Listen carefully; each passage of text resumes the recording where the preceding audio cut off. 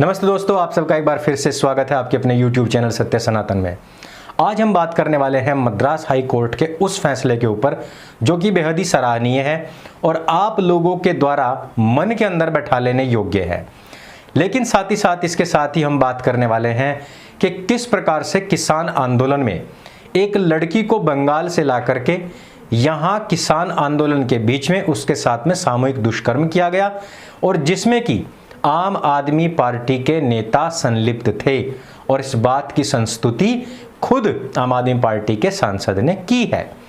और साथ ही हम बताने वाले हैं कि किस प्रकार से मुसलमानों ने लाखों की भीड़ जुटा करके कोरोना प्रोटोकॉल को तोड़ते हुए एक जनाजे में शामिल होकर के पूरी दुनिया के सामने यह संदेश एक बार फिर से दे दिया है कि मादर साहब कभी भी सुधरने वाले नहीं और इनके लिए दुनिया जिए या मरे, इनके लिए सबसे पहले इनका इस्लाम है।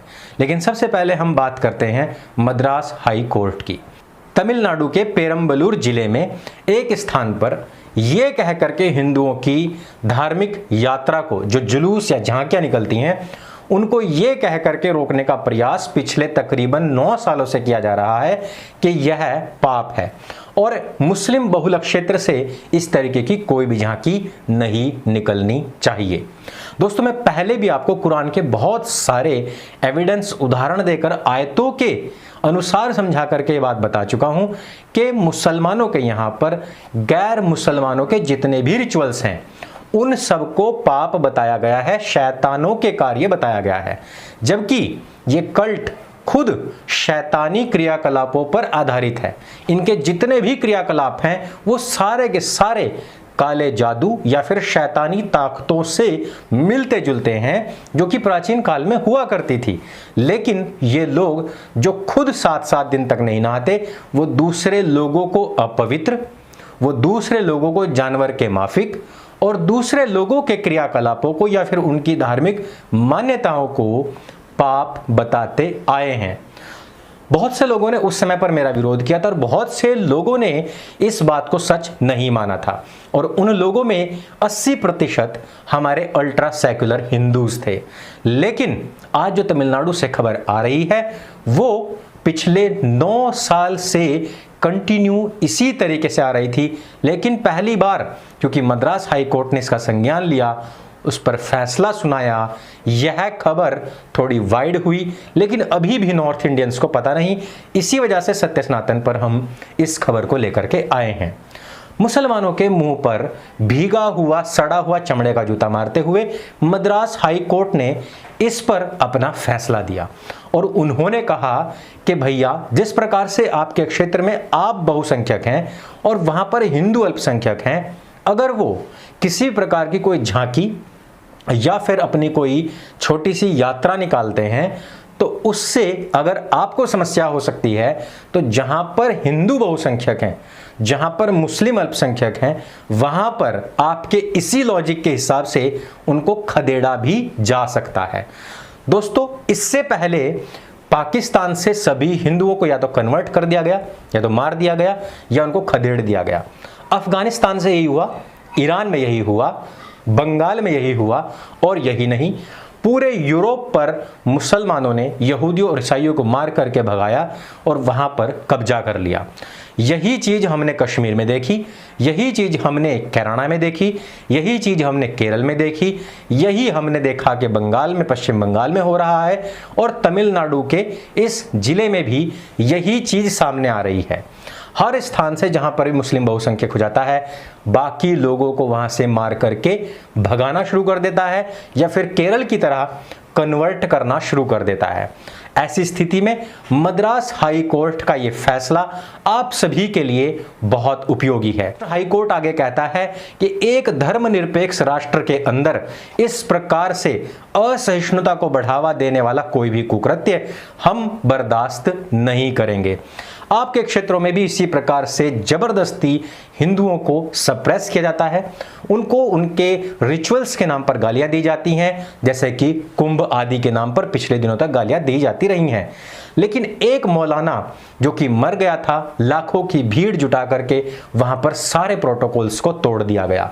बदायूं की यह घटना है। जब बदायूं पुलिस से इस विषय में बात की गई तो उन्होंने एक छोटा सा ट्वीट कर दिया और लगता है कि इसके बाद में कोई कार्रवाई नहीं होगी, इनके कार्य की इतिश्री हो चुकी है, क्योंकि कहा यह जा रहा है कि हम चिन्हित कर रहे हैं।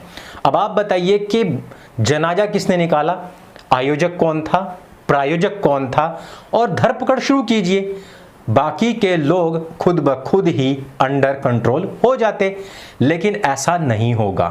कार्रवाइयां अब आप पर होंगी क्योंकि लॉकडाउन लगा हुआ है। अगर आप अपनी गाड़ी से भी कहीं जा रहे होंगे तो पुलिस वाला आपको पकड़ लेगा। अगर आपके पास में कोई बेहद मजबूरी है तो भी आपसे कैश भी ले जाएगा, आपसे गूगल पे भी करवा ले जाएगा, फिर भी आपको घर वापस भेज दिया जाएगा। इस तरीके के केसेस तो अभी तक आ चुके हैं। लेकिन जब इन लोगों का हुजूम निकलता है, इन लोगों की नमाजें अदा होती हैं, तब कुछ भी नहीं होता है। अगले विषय पर आते हैं दोस्तों। आप लोगों को पता है किस प्रकार से राकेश टिकैत पश्चिम बंगाल पहुंच करके बोल रहा था कि हम यहां से किसानों को एक करेंगे और हम यहां पर भारतीय जनता पार्टी को हराएंगे। वो सब कुछ तो जाने दीजिए, लेकिन साथ ही साथ एक और कांड हो गया। पश्चिम बंगाल वो गए थे और वहां से कुछ पश्चिम बंगाल से ही लड़कियों को लेकर के यहां बॉर्डर पर आए थे, जिसमें से कि कुछ इनके सोशल मीडिया कार्यकर्ताओं ने एक बंगाल से आई लड़की के साथ में सामूहिक दुष्कर्म किया।